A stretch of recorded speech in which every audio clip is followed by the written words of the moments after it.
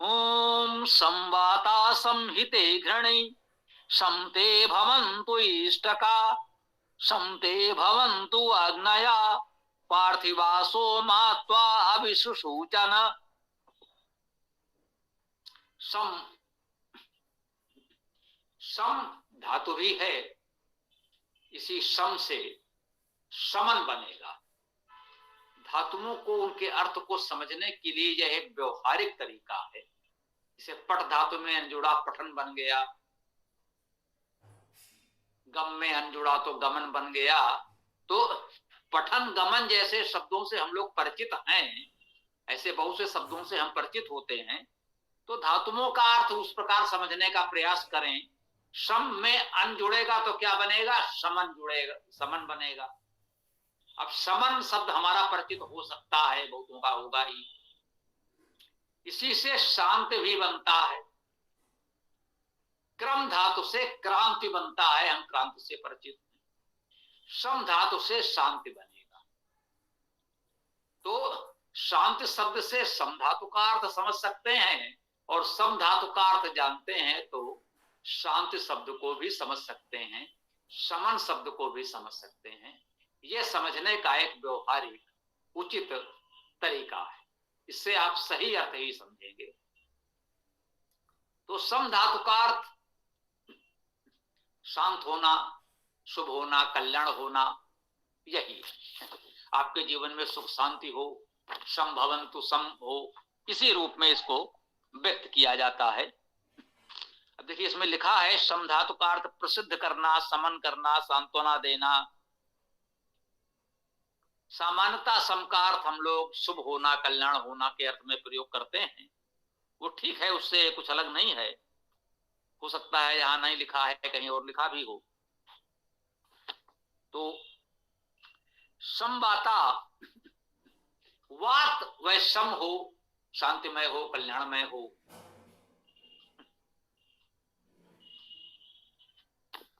समहिते घृणी, और तुम्हारे लिए ही ये घृणी वह भी सम हो, कल्याणकारी हो। अब घृणी क्या है? वाता में भी देख लें, वात धातु है, जिसका अर्थ है सुखी होना, आनंद करना, सेवा करना, वात धातु है। वा धातु भी हो सकती है, गति करना, गंध होना आदि अर्थ हैं, जो विभिन्न अन्य मंत्रों में शब्द आए होंगे, दिए होंगे, अन्यथा धातु आदि कोष में तो दिए ही होंगे। तो ये सारे अर्थ हम स्वीकार कर सकते हैं। कह रहे हैं आपके जीवन में वाता का अर्थ प्रवाह भी कर सकते हैं, यहां नहीं लिखा है वा धातु जो है। तो गति, प्रवाह, गंध, या वात धातु से सुख, आनंद, गति, सम अर्थात कल्याणकारी, सुखकर हो। घृणी शब्द में घृण धातु है, शब्द करना, प्रकाश करना लिखा हुआ है। तो हमारे जीवन में जो शब्द प्रकाश है, शब्द हो, प्रकाश हो, ध्वनि है, प्रकाश है, ऊर्जा है, जो भी वह कल्याणकारी हो, ये मंगल कामना इसमें की जा रही है। समते भवन्तु इष्टका, ते तुम्हारे लिए सम, समनकारी, शांतिकार, कल्याणकारी हो। भवन्तु हो, भूर्भुव धातु का अर्थ होना, भवन्तु हो। इष्टका, जो इष्टक हैं वे भी सम हो, समनकारी, कल्याणकारी हो। इष्टक क्या है ये समझ लें। ये इष्टक का बहुवचन इष्टकाह लिखा हुआ है, इतना तो स्पष्ट रूप से हम समझ सकते हैं। वाता घृणी तो एक वचन में था, ये इष्टकाह बहुवचन में। इष्टकाह शब्द कैसे बनेगा? इस धातु है, इच्छा करना, गति करना, इसके दो मुख्य अर्थ हैं। वैसे अर्थ और भी बहुत से होते हैं, वो कोश में मिलेंगे। इष्टका का अर्थ है हमारे गत इच्छाओं का साधन। हम लोग कहते हैं ये हमारा इष्ट है, इसका क्या अर्थ होता है? हमारी इच्छा है कि ये हमारे पास हो या हम इसके पास हो, वो हमारा इष्ट है। हमारी गति उस ओर है, हम उस ओर जाना चलना चाहते हैं, उसको पाना चाहते हैं, वो हमारा इष्ट है। और इस इष्ट में अभी उपसर्ग लग गया तो यही हमें अभीष्ट है, हमारा अभीष्ट यही। इस धातु है चाहना, इच्छा करना, गति करना, उससे इष्ट और अभीष्ट बना, इष्टक बना, इष्टकाह बना। तो जो हमारी चाह है, इच्छा है, गतियां हैं, ये बहुवचन में हैं, एक वचन में होंगी नहीं। कोई व्यक्ति ये नहीं कह सकता कि बस हमारे जीवन में एकमात्र यही चाह है, यही इच्छा है, यही गति, यही हम चाहते हैं ना। हमारा जीवन इतना विविधतापूर्ण है कि इच्छाएं कहते हैं अनंत है, इच्छाएं अनंत हो।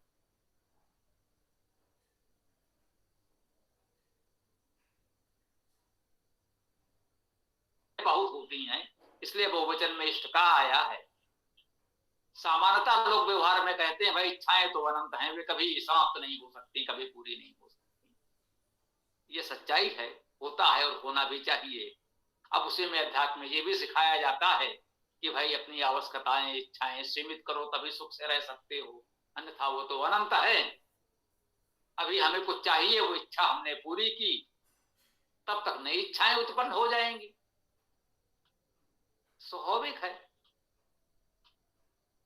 कुछ नहीं है तो कहीं से भोजन मिल जाए, यही बड़ी बात है। भोजन मिल गया तो इस समय तो शीत ऋतु चल ही रही है, ठीक ठाक वस्त्र भी चाहिए,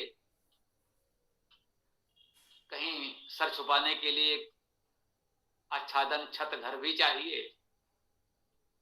धीरे धीरे हमारे इच्छाएं, आवश्यकताएं, तो हम जिस स्थिति में है सामान्यतः हमारी इच्छा बस उतने से कुछ आगे की होती है, और जब एक लक्ष्य हम पा लेते हैं तो उससे आगे के बारे में सोचते हैं।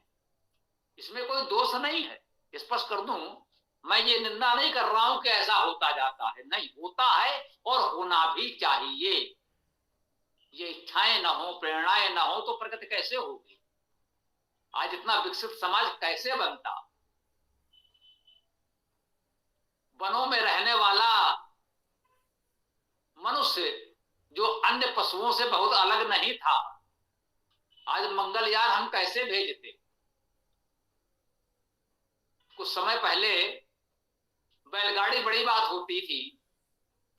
व्यवहारिक रूप से मैं जानता हूं, मेरे बचपन में घर में बैलगाड़ी थी तो गांव में बड़े लोगों में गिने जाते थे। जिनके घर में बैलगाड़ी है वो बड़े लोग,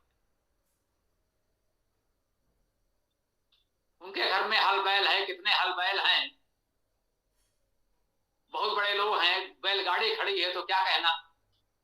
और यदि हमारे पिताजी, दादाजी एक साइकिल कहीं से खरीद लाए हो तो आसपास के कई गांव के लोग आएंगे कि भैया फलाने तो साइकिल ले आए हैं। और अब क्या स्थिति है हम देख रहे हैं। तो ये प्रगति हुई है इन्हीं इच्छाओं के कारण हुई है। जब साइकिल ले आए तो उससे बड़ी चीज लाने की इच्छा हुई। घर ऐसा बन गया तो अब इसे कुछ और अच्छा होना चाहिए। कच्चा घर था तो पक्का होना चाहिए, पक्का हो गया तो आगे और बढ़ना चाहिए। ये इच्छाएं होती हैं और होनी चाहिए। हाँ, इतना अवश्य कहते हैं कि ऐसा ना हो कि हम इच्छाओं के दास हो जाएं और सुख चैन खो दें। आनंदमय जीवन जीते हुए प्रगति की कामना करना अच्छी बात है। कह रहे हैं समते भवन्तु इष्ट का। ये जो हमारी इच्छाएं हैं, इच्छाओं के साधन हैं, विचार हैं, वे भी हमारे शमनकारी, शांतकारी, कल्याणकारी हो। जीवन में दुख, चिंता, तनाव बढ़ाने वाले न हो। बस इच्छाओं पर इतना ही नियंत्रण बना रहे पर्याप्त है। शेष वेद सकारात्मक आनंदमय जीवन की बात करता है। ईश्वर करे आप बहुत उन्नति करें, संसार के सभी सुख साधन आपके पास हों, ये इच्छा करना वैदिक संस्कृत के अनुकूल है। इसे अनुचित नहीं कहा जाता है, बस यही कहा गया है की इच्छाएं समनकारी, शांतिकारी, कल्याणकारी हो, वे आपके जीवन में दुख, चिंता, तनाव बढ़ाने वाली ना हो।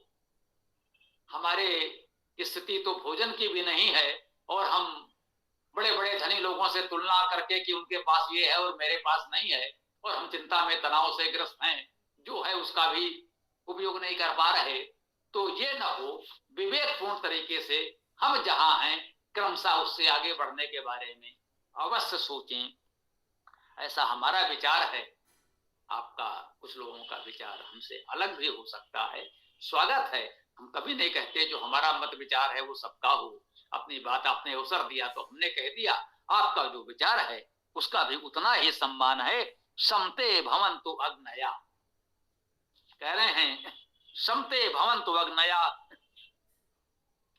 तुम्हारी अग्नियां भी सम अर्थात समनकारी, कल्याणकारी, शांतिमय हो। अग्नियां,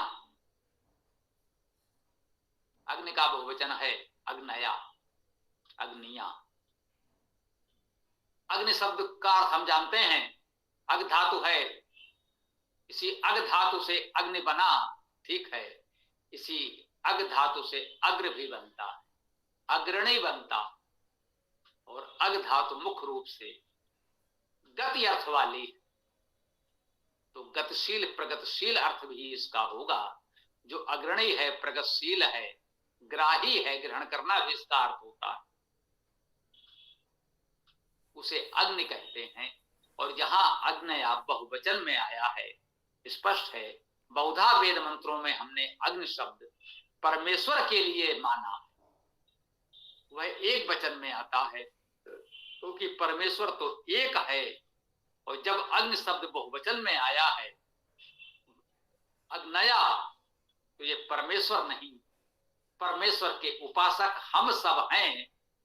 जो अग्नि वो है, परमेश्वर भी अग्नि है, और हम सब भी उस अग्नि के ही गुण वाले हैं, उसके उपासक हैं, तो उसके गुणों का ग्रहण भी करेंगे, उसी के गुणग्राही हैं। तो जो वो अग्नि गुण उस परमेश्वर का है, उसका गुण तो अनादि अनंत असीम है, तो ससीम थोड़ा सा अल्प मात्रा में, सूक्ष्म मात्रा में वह गुण हमें भी तो होना चाहिए। यदि हम उपासक हैं, उपासक हैं, उसके निकट बैठते हैं, तो उसका कुछ प्रभाव, कुछ गुण तो हमें भी आएगा ना। तो अग्नया जब बहुवचन में कहा गया है, तो वो हम आप उपासकों के लिए कहा गया है, परमेश्वर के लिए अग्नि आएगा तो एक वचन में आएगा। कह रहे हैं समते भवन्तु अग्नया, आपकी अग्नियां भी समनकारी, शांतिमय, कल्याणकारी हो। अग्नियां, इसको आप गुण के रूप में भी ग्रहण कर सकते हैं। हमारी जो गति प्रगति है, जो आगे बढ़ने का भाव है, उसको कह सकते हैं। जो समाज में इन गुणों से युक्त उपासक देवजन हैं, उनको कह सकते हैं कि हमारे जो मार्गदर्शक समाज के अग्रणी लोग हैं, वे हमारे लिए शांतिकारी, कल्याणकारी, समनकारी हों। पार्थिवासो मात्वा अभि सुसूचन, सुसूचन, पार्थिवासो, पार्थिवासो भी बहुवचन, ये अग्नया का विशेषण भी हो सकता है। अग्नया बहुवचन में था, पार्थिवासो बहुवचन में है, दोनों कर्ता कारक एक वचन में है, तो ये विशेषण होगा। पार्थिवासो, पार्थिव का बहुवचन, पार्थिवासा, वही हो गया पार्थिवासो। अब पार्थिव, पृथ्वी से पार्थिव, पृथु से पार्थिव, पृथु शब्द होगा, उससे बन गया पार्थिव। पृथ धातु का अर्थ है विस्तार होना, है ना। पृथ धातु का अर्थ विस्तार होना, विस्तार करना, प्रेरणा करना, प्रक्षेपण करना। उस पृथ का बहुवचन पार्थिव, पार्थिवासा।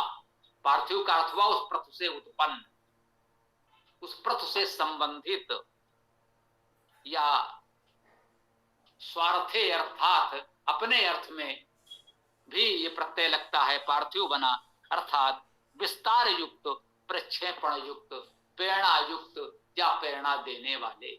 हमें विस्तार और प्रेरणा देने वाले हमारी इच्छाओं को विस्तार देने वाले, उन्हें पूर्ण करने की प्रेरणा देने वाले, मार्गदर्शन देने वाले, उन्हें हमने पार्थिवासा कहा है। ये अग्नेया का विशेषण हो गया। ऐसे प्रेरक, अग्रणी, समाज के ऐसे जो अग्रणी प्रेरक हैं, प्रेरणा देने वाले जो अग्रणी लोग हैं, मां त्वा अभिसुसूचन। अब देखिए, मां त्वा अभि, इसे समझना पड़ेगा। मां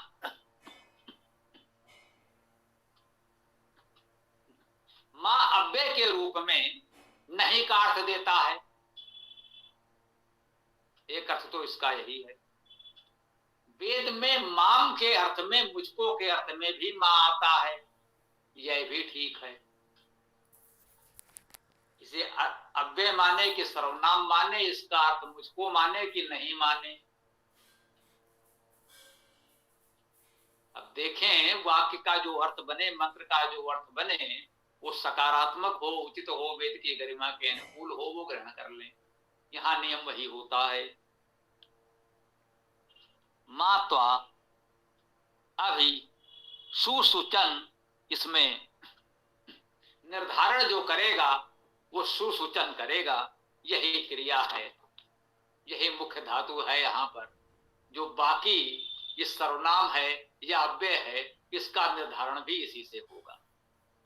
हाँ, अब यहां पर देख लीजिए, कोई व्याकरण शास्त्र, कोई व्याकरणाचार्य, कोई व्याकरण का नियम यहां आपको ये नहीं बता सकता कि मां का अर्थ नहीं अव्यय के रूप में ग्रहण करें, या मां मुझको सर्वनाम के रूप में इसका अर्थ ग्रहण करें।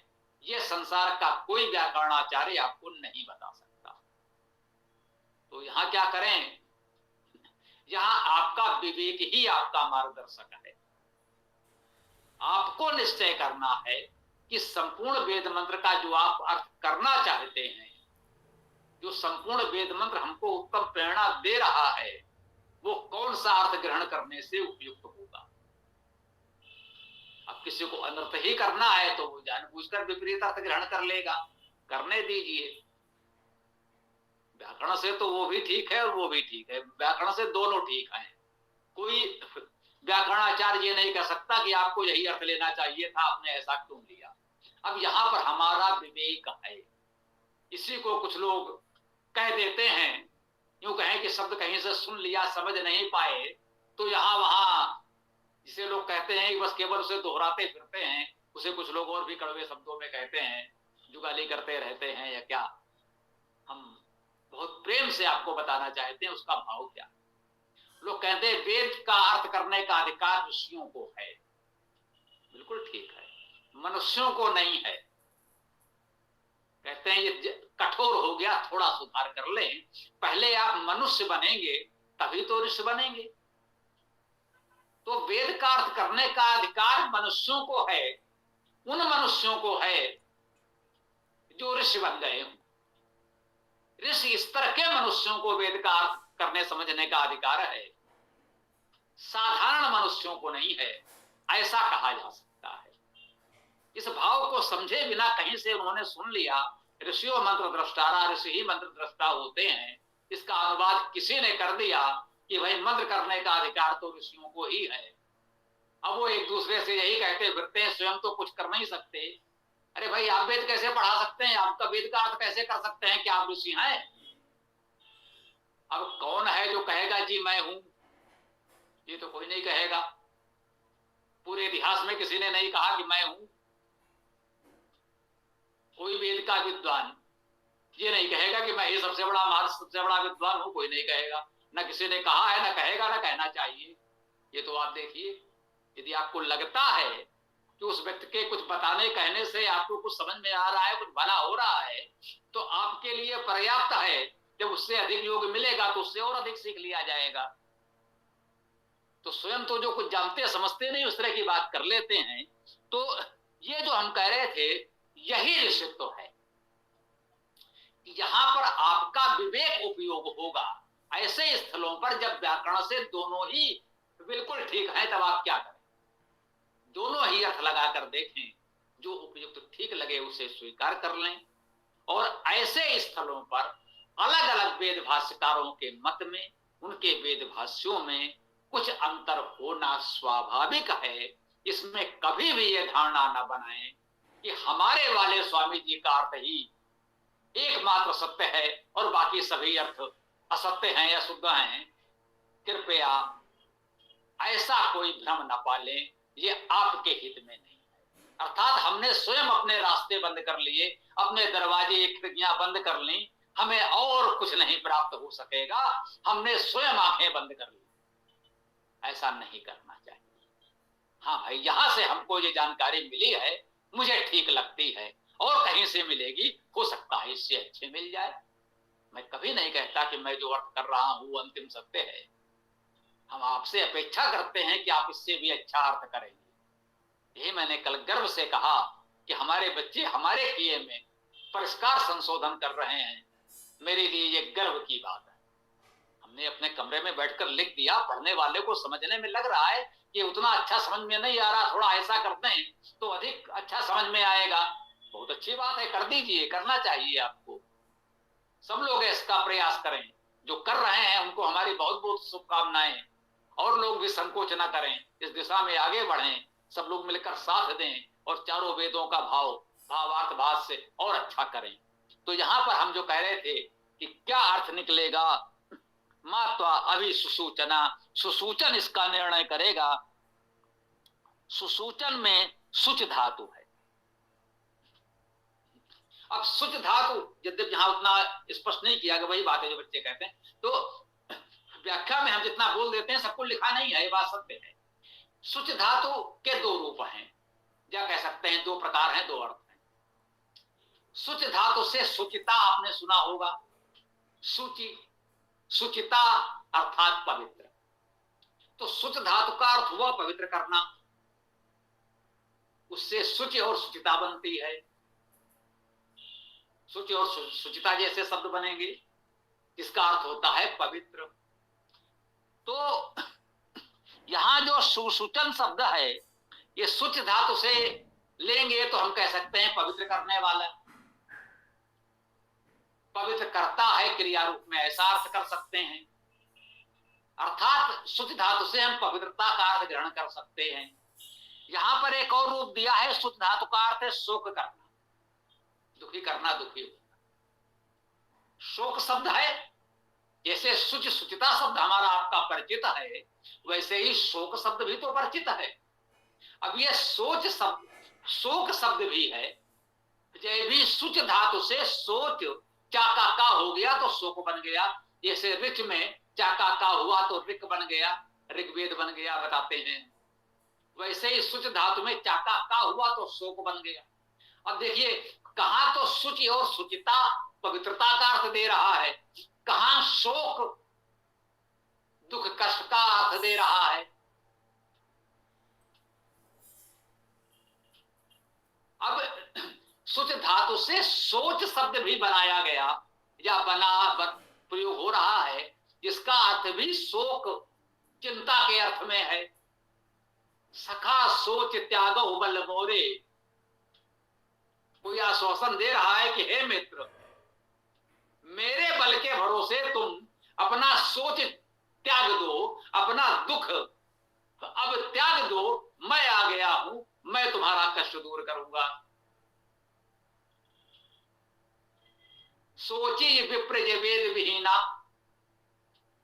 उनका कि वह विप्र जो अपने आप को विप्र कहता है, ब्राह्मण कहता है, वो सोचनीय है।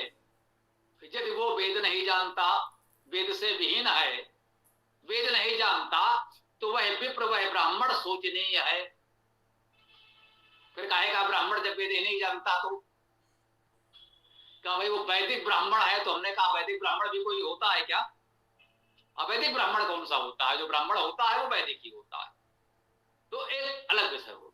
तो उन्होंने कहा तो सोचे विप्र जे वेद विहीना, ये सोचे जो है यही सुच धातु है, शोक करने के अर्थ में लिया गया है। सोची उस पर शोक करना चाहिए, ऐसे ब्राह्मण पर शोक करना चाहिए जो वेद नहीं जानता। सखा सोच त्यागो बल मोरे, हे मित्र तुम ये सोच चिंता दुख छोड़ दो, मेरे भरोसे मेरे बलबूते छोड़ दो, मेरे में सामर्थ्य है, मैं तुम्हारा ये कष्ट दूर कर सकता हूं। तो यहां सुच का अर्थ शोक भी है और पवित्रता भी है। अब इसके भी दो अर्थ हैं। अब हम क्या करेंगे, मात्वा अभिसुसूचन। अब मां का अर्थ यही ले ना ले, नहीं का अर्थ ले लें तब क्या होगा, है ना। ये जो पार्थिव अग्नियां हैं,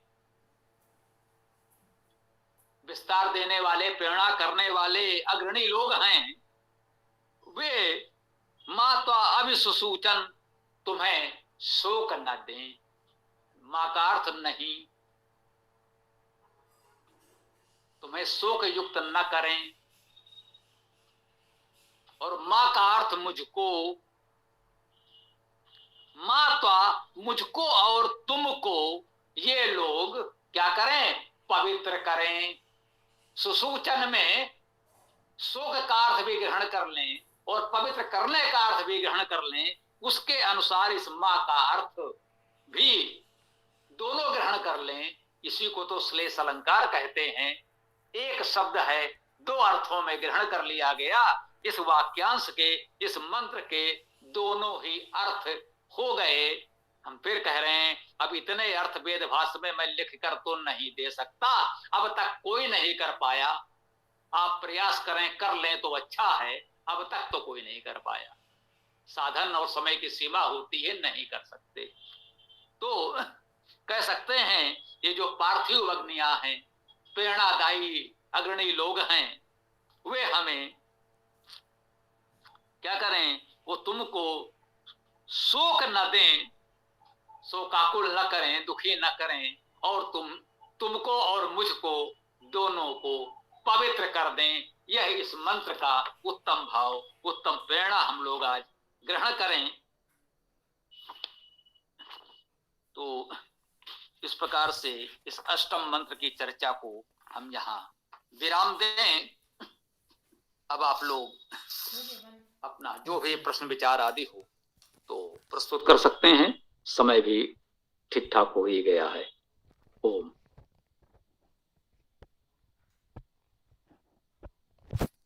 स्वामी जी, मैंने कहीं सुना था विद्वानों से कि जब शोक होता है किसी व्यक्ति को, तो उसको उस शोक में परमात्मा याद आते हैं, तो शोक का सदुपयोग किया जा सकता है। स्वामी जी, क्या ये बात सही है?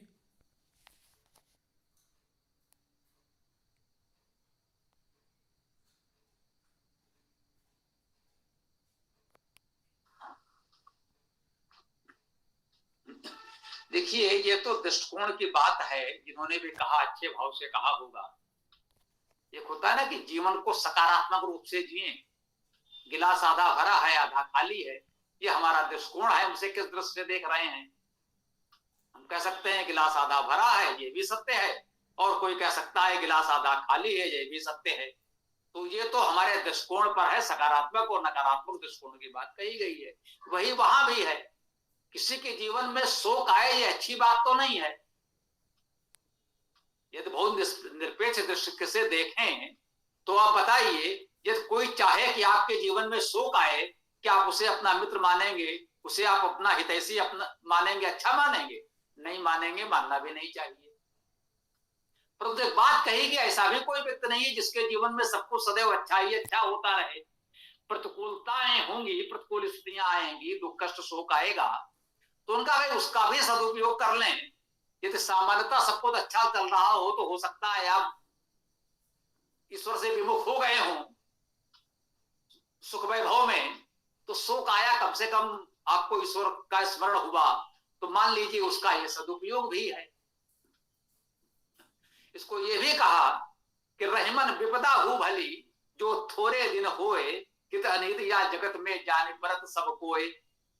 कहते हैं वो विपदा, वो संकट, वो शोक अच्छा है, लेकिन थोड़े दिन के लिए हो। पता चल जाता है कौन आपका मित्र था और कौन आपको लूटने के लिए, आपसे लाभ उठाने के लिए आपके आसपास घूम रहा था। तो जो विपदा संकट शोक आया, उससे आपको अपने पराये की सच्चे और दिखावे वाले मित्रों की पहचान हो गई, ये ठीक बात है, लेकिन शोक आया, विपदा आई, ये कोई अच्छी बात तो नहीं है। वो दृष्टिकोण है कि लोगों ने कहा कि भाई दुख सबके जीवन में आते हैं, तो सकारात्मक दृष्टिकोण रखेंगे तो उसका भी कुछ सदुपयोग कर लेंगे, उससे भी कुछ लाभ उठा लेंगे। एक दिन वो भी चला जाएगा। दिन के बाद रात आई है तो रात के बाद दिन भी आएगा। इस भाव से उन्होंने कहा कि भाई रात है तो उसका भी सदुपयोग करें, कुछ ना कर सकें तो विश्राम ही कर लें, जब वो प्रकाश होगा तो फिर अपने कार्य पर चल पड़ेंगे। ओम। धन्यवाद स्वामी जी। दोनों स्वामी जी नमस्ते। मंत्र के दोनों अर्थ सही सटीक बैठते हैं, पारमार्थिक और व्यावहारिक दोनों रूपों में ये मंत्र जो है अपना बहुत अच्छा संदेश दे रहा है। बहुत बहुत धन्यवाद।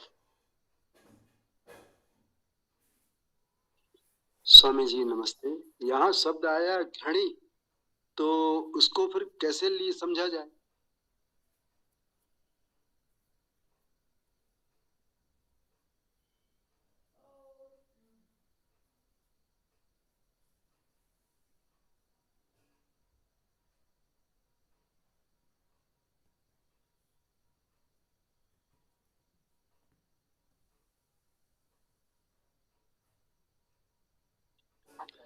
गुरुजी आपका माइक बंद है। जी जी जी। तो आपने घड़ी का इसमें देखिए लिखा हुआ है, गृह धातु है, गृह धातु का तो शब्द करना प्रकाश करना है। तो घृणी हम उनको कह सकते हैं जो शब्द और प्रकाश से युक्त है। शब्द से युक्त होने का अर्थ है वो विद्वान है, शब्दशील है, शब्द करता है। प्रकाश से युक्त है कह सकते हैं सद्गुणों के प्रकाश से युक्त है, विद्या के प्रकाश से युक्त है। तो ऐसे देवजनों को ही घृणी भी कहा गया है, एक गुण है, उस रूप में इसको ग्रहण कर सकते हैं। ओम। तो जैसे कभी कभी लोग बोलते हैं ओम घड़ी सूर्याय नमः, तो क्या उसको बोलेंगे हे प्रकाशमान सूर्य आपको नमस्कार? जी बिल्कुल। आपके ये कहने से ऐसा मुझे आभास हुआ कि संभवतः सूर्य के पर्यायवाची के रूप में घृणी शब्द का प्रयोग वो कर रहे हैं। तो इस धातु का अर्थ प्रकाश करना है, सूर्य प्रकाश करता है, इसलिए सूर्य को यदि एक नाम घृणी लोगों ने दिया है तो ठीक ही है। सूर्य का पर्यायवाची इस अर्थ में हो सकता है, प्रकाशदाता, प्रकाशमय, प्रकाशमान सूर्य है, बिल्कुल सत्य है ये तो। जी धन्यवाद स्वामी जी। जी। और किसी को धातु कोश में भी घृ का अर्थ है क्षरण दीप्तयो, दोनों अर्थ इसमें सटीक बैठते हैं। जी महोदय, जो धातु कोश में अर्थ है वही हम बता रहे हैं, उससे अलग थोड़ी कुछ बताएंगे। भैया धातु का जो अर्थ है, धातु अर्थ के अनुसार ही तो हम सारा अर्थ कर रहे हैं। अब वो अलग बात है कि आपने संस्कृत में कह दिया है क्षण दीप्तयो, हमने उसको लोगों के समझ में आने वाली व्यवहार की लोक भाषा में ही यहाँ लिखा है, बस वो केवल शब्दावली की इतनी सी बात है। और संदर्भ में स्मरण हो आया, संभवतः युधिष्ठिर मीमांसक जी ने ये कार्य सबसे पहले हमारी जानकारी में किया है कि धातु कोश का भाषा अर्थ प्रकाशित किया। और उनको भी कहीं से कोई पुस्तक मिली थी अपने अध्ययन काल में, फिर जब उन्होंने पढ़ लिया तो उसको और परिमार्जित करके एक अपनी पुस्तक धातु कोश के रूप में प्रस्तुत की। उन्होंने और भी जो पुस्तकें इस संदर्भ में प्रकाशित की, सबको पढ़ करके, सबका समन्वय करके हमने धातुवादी कोश और बड़ा तैयार कर दिया, जिसमें उनके सारे कार्य का समावेश है, ऐसा भी कह सकते हैं। तो है तो वही जिसने जहां जिन शब्दों में जिस रूप में पढ़ा हो। जी ओम।